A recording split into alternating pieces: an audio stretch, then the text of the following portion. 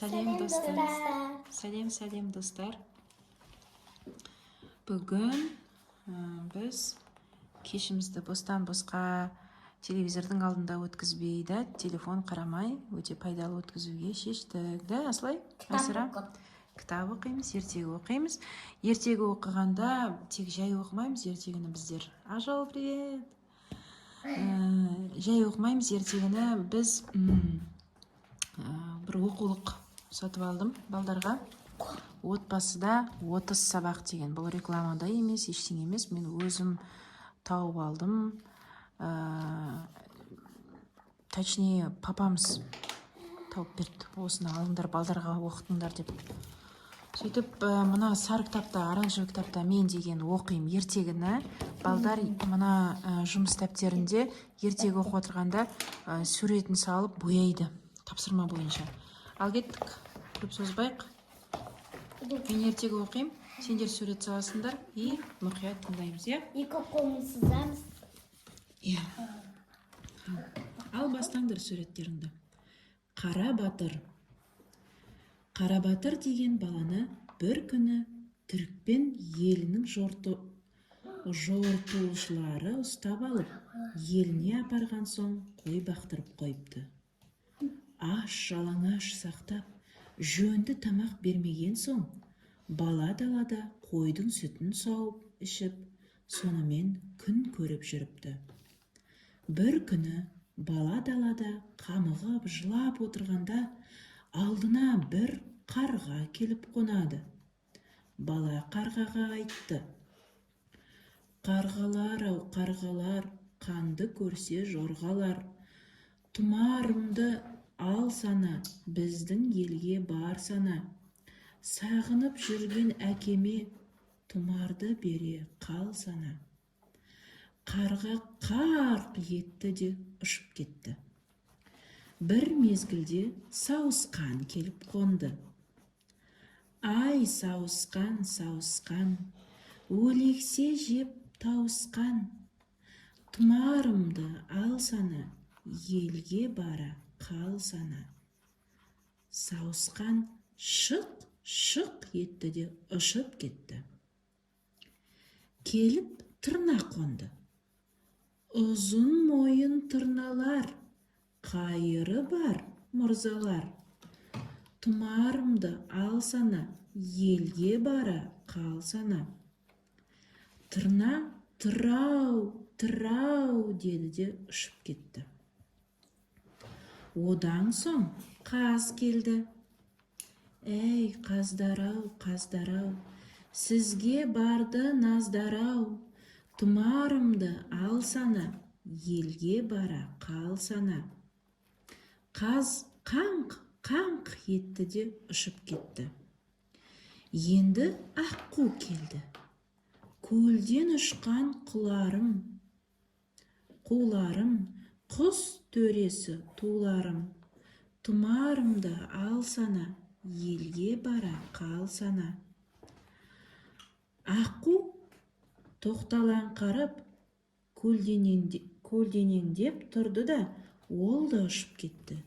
Біраздан соң қарлығаш келді.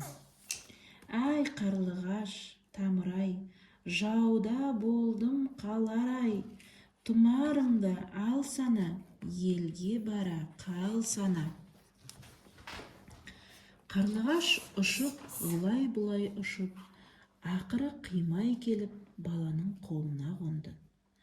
Бала ойлайды: «Әкем тұмарымды көріп, таныса да, қай елді екенімде біле алмас. Бұған бір белгі салайын» деп, өзінің қолын пышақпен шаншып, қанатты да қанымен тұмар үстіне түрікпен елінің таңбасын салды. Сөйтіп болған соң, тұмарды қарлығаштың мойнына байлап, елінің әке-шешесінің жерін айтып, ұшырып қоя берді.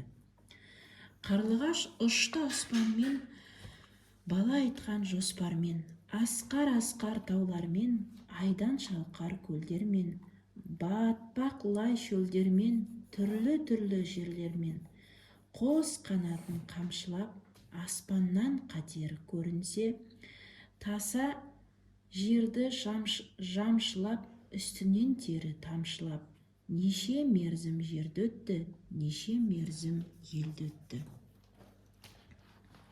Нақ 30 күн болғанда бір ауылға сол жетті.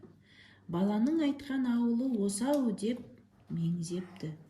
Бұл ауылға келген соң қарлығаш әр үйдің төбесіне қонып, адамын байқап көрсе баланың айтқанына ешқайсысы ұқсамайды. Сөйтіп шаршап қалғып отырғанда бір ыңырсаған кемпірдің дауысы шықты. Құлағын салып қараса, кемпір айтады: «Ау, шырағым, құлыным, маңдайымда тұлымым, көлге біткен құрағым, жалғыз ұлым шырағым, жау алды ма білмедім, су алды ма білмедім, аң алды ма білмедім, жөніңді біліп шырағым, құрбаның боп өлмедім, 24 ай болды, мен жалғызды көрмедім». Кемпірдің жылаған даусын естіп, оған шал қоя салды. Оған шал да қосылды. Жалғыз біткен талшыбық, келбетім келген қарағым, бір дерегін білуге дүниені кезіп қарадым. Аш бурадай жарадым, 12 мүшем секілді, аш күзеңдей бүгілді. Таулардың насат тасындай берік ақ еді сүйегім, өрт шалғандай егілді. Қайда кеттің сұңқарым, үміт еткен тұлпарым, бір көрсетіп алмады, сол ғана болды іңкәрім. Екі қолмен боясыңдар, қыздар. Екі қолмен одновременно боясыңдар. Айсара дұрыс жасап отыр. Асылай, оң қолмен де, сол қолмен де бірге боясың. Иә? Онда бір жас қыз бала әке-шешесін тоқтатып сөйлейді.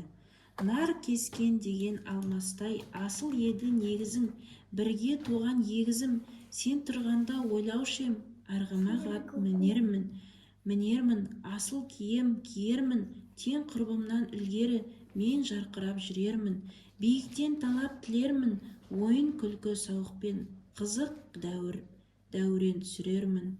Егізімнен айырылып, ақша беттен қан кетті, көңілімнен жан кетті, желкілдеп шыққан көк шөптей, жап жасқана күнімде, міне бізден сән кетті. Ай қартымыз, көзінің жасын тартыңыз, мен бүгін бір түс көрдім, әжептәуір іс көрдім, түсіме жору айтыңыз, қолдан ұшқан сұңқарым, қайта қонып жүр екен, үйірден жойған тұлпарым, қайда келіп жүр екен, бірге туған құлыным, үйге келіп жүр екен, бізге Құдай бергенді, кісі көрмес өлгенді. Баба түкті шашты, әзіз нақ сарт болып кетпесе, хабар алып шырақтың бір қарлығаш келгенді. Екі қолмен бояйым сразу, екі қолмен. Бұл сөзді естіген соң қарлығаш тіп-тіке шал кемпірдің алдына қонды. Бейшаралар жылап, сықтап, тұмарды алып, таңбасын қарабатар түрікпенге барғанын білісті. Сонан соң ат жаратып, адам жиып, түрікпен жұртына барып, көп тарту таралғы беріп, баласын аман есен алып қалыпты. Ал бояй беріңдер. Мен сұрақ қоя берем. Хорошо? Бір 7-8 сұрақ қоям. Бұл ертегіні біз бірінші рет оқыдық, да? Біз бұл ертегіні бірінші рет оқып, бірінші рет тыңдап тұрмыз, да? Ал бірінші Айсара саған сұрақ. Қарабатыр деген бала не істеп кетті? Не болды оған? Қарабатыр. Не болды оған? Жоғалып кетті, да? Ол жоғалып кетті. Сосын ол жоғалып кетіп, ненің сүтін ішіп қоректенді? Қойдың, молодец, да? Енді сосын Айсара, ең бірінші оған қандай құс келді? Қарға. Молодец. Айслай, Қарабатыр деген бала кім ұрлап кетті оны? Түркілер. Молодец. Қарғаға ол нені бергісі келді? Әке-шешесіне апарып тастау үшін.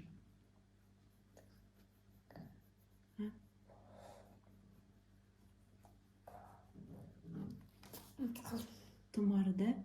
Тұмар? Тұмар деген мойындағы бір мойнына сүрелерді жазып, или тағы да бір өзінің бір сақтайтын амулет сияқты ғой, бірақ ол тұмар да, тұмар дейді. Бірақ оны негізі тағуға болмайды да. Тағдырда ол жаңағы тұмар шешпейді, қорғамайды, бір Алла қорғайды. Бірақ енді сөйтіп тұмарды киген ғой кезінде. Сосын қарғадан кейін кім келді? Қандай құс келді? Есіңде ме? Қарғадан кейін... Екі қолмен байым Сайсара, екі қолмен? Жоқ, просто біреу қыз. Қарғадан кейін...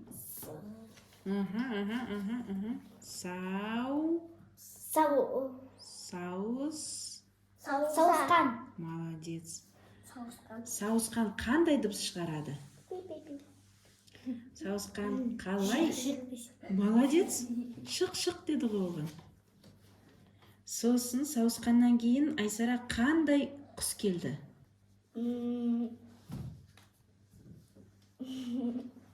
Тырна деген құс келді. Тырна деген қандай дыбыс шығарады? Тырау.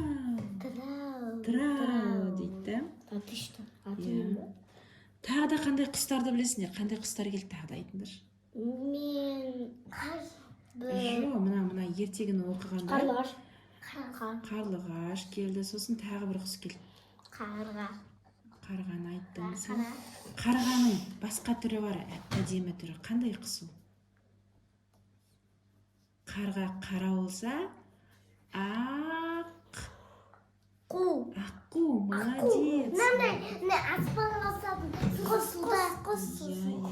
Аққу келді. Сөйтіп, баланың Құс жануар. Құс жануар. құс жануарлары, өте дұрыс айтасың. Сосын баланың тұмарын қай құс алып кетеді? Ата-әжесіне, әке-шешесіне апарған қай құс? Маған Қай құс Аслай? қарлығаш. Қарлығаш да. Қарлығаш неше күн Аслай ұшып баланың әке-шешесінің үйіне барады? Неше күн ұшады аспанда? 5 10 6 күн ба? Еужан, 6 күн емес бірақ. Мамам 5 Жоқ, 5 күнде емес. 10 1 Так, 30 күн ұшады да, 30 күн ұшады да. Сосын қарлығаш деген баланың әке-шешесінің үйін қалай табады айтыңдаршы? Қалай табады әке-шешесінің үйін? Ата-анасының үйін қалай табады? Ұшып келеді де, таба алмай отырады. Ол ұшып келгенде тамамат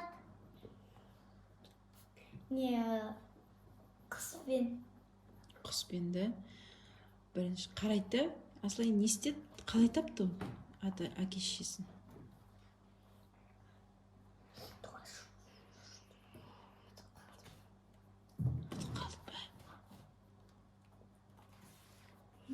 Қарайды, бір кемпір шығып, дауыстап жылайды да, Ақжол. Сосын, оқты, осы үй шығар деп барып, қарлығаштың, баланың тұмарын береді де.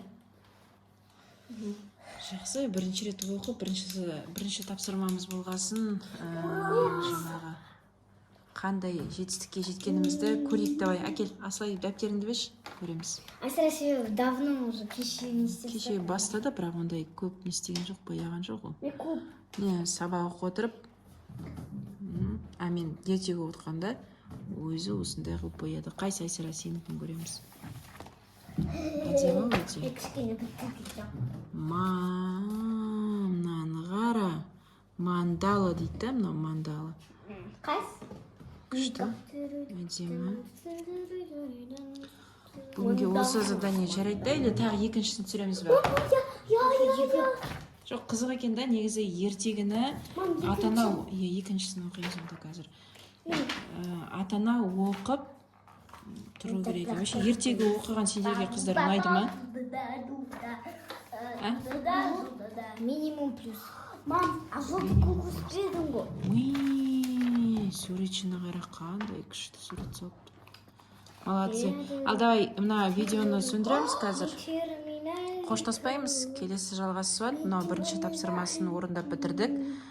Көрейік, өзімізге де тәртіп болады. Күнде бір мезгіл балдармен осылай видео түсіріп, задание жасап, тапсырмаларды орындап, ертегіні игеріп, баланың ой өрісін дамытып, және тағы да басқа қабілеттерін ашып, дамытуға тырысамыз.